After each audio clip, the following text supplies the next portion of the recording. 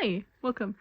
Today we're going to be talking about some important terminology when it comes to special education and more specifically an IEP.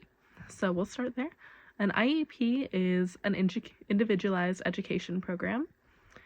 It's a plan for a specific student that outlines their special education needs, which would include any modifications of instruction, additional resources needed, anything that would be part of their plan for their education for that specified student.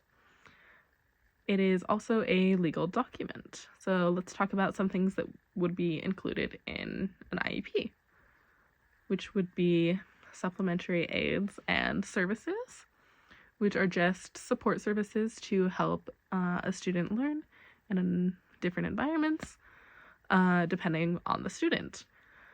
So some things that could be included are aids, like a classroom aid that's with the student, modified textbooks, sometimes maybe a visual aid. It really just depends on what those students' needs are for the classroom and how we can best meet those. Another would be related services, which are types of services that may be included in an IEP.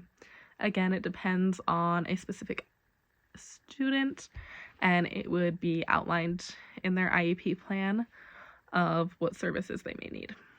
So some available supports would be a school psychologist, audiologist, an occupational therapist, a physical therapy, speech language services, common things like a speech pathologist, but all of these would be outlined in the IEP of what would be needed for that specific student when they were evaluated and what would be part of their program.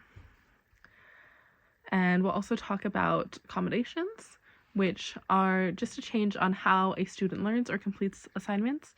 It's not a change in the general curriculum at all. It's just how they would be learning and completing assignments for that. We want to make sure they aren't disadvantaged and be giving them the best tools that we can to help them succeed. So some common accommodations for students are extra time on assignments and tests, or sometimes a note taker. Just really depends on the student and what would help them succeed.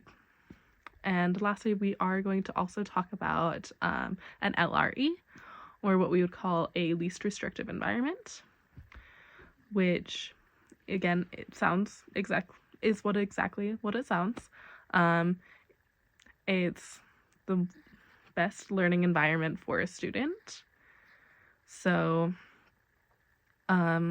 students with disabilities deserve to be educated in the best learning environment for them. That's the least restricted or least restrictive to their learning success.